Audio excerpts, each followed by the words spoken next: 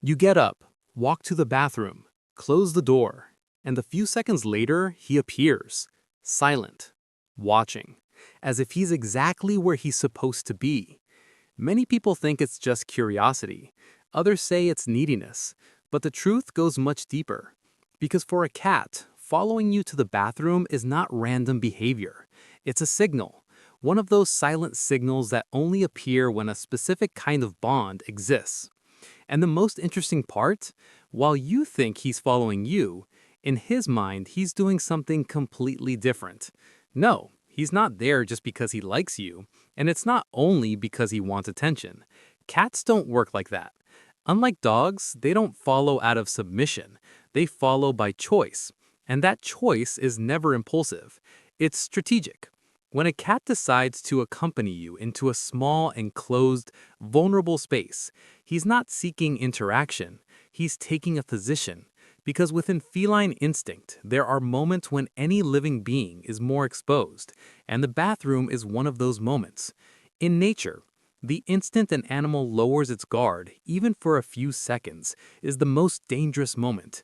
It's when it's less aware, less prepared, less defensive. And the cat's brain knows this.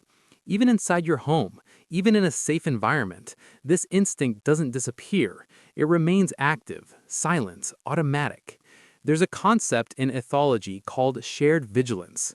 When a cat trusts another being, it can relax, but at the same time, it takes on the role of observer, as if it were saying, without words, while you are vulnerable, I watch. And this is not a conscious thought, it's pure biology. But there's something even deeper happening, because a cat doesn't do this with just anyone. It chooses. It observes patterns, tests boundaries, analyzes behavior, and only after some time it decides. It decides whether you are part of its territory, or more than that, whether you are part of its group. And when that happens, the relationship changes. You stop being just the one who feeds it, and you become a reference, a stable point in its environment. Your scent, your presence, your rhythm, everything starts to carry meaning.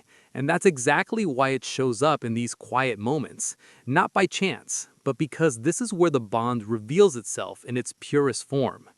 There's another layer that almost no one notices. Cats are extremely precise observers. They read patterns like few animals can. They know the time you wake up, recognize your movements, anticipate your actions. And the bathroom, as simple as it seems, is a predictable ritual. And for a cat, predictability means control.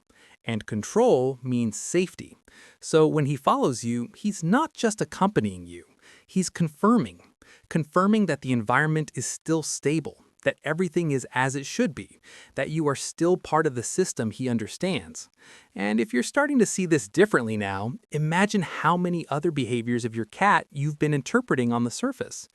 If this kind of content resonates with you, take a moment to like the video and subscribe to the channel, because the more you understand, the more you realize their world is far more complex than it seems. And maybe the most interesting part is this: a cat doesn't need you. It doesn't depend on you emotionally in the same way other animals do. And maybe that's exactly why it all carries more value. Because when it chooses to be close, it's not automatic. It's not basic social instinct. It's choice. It's recognition. It's a kind of connection built in silence, without asking for anything in return.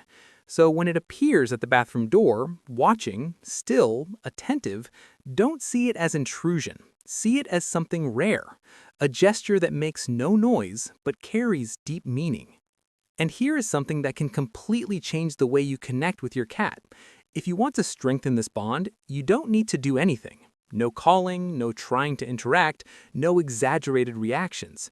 The most powerful form of connection with a cat is the simplest one: passive presence.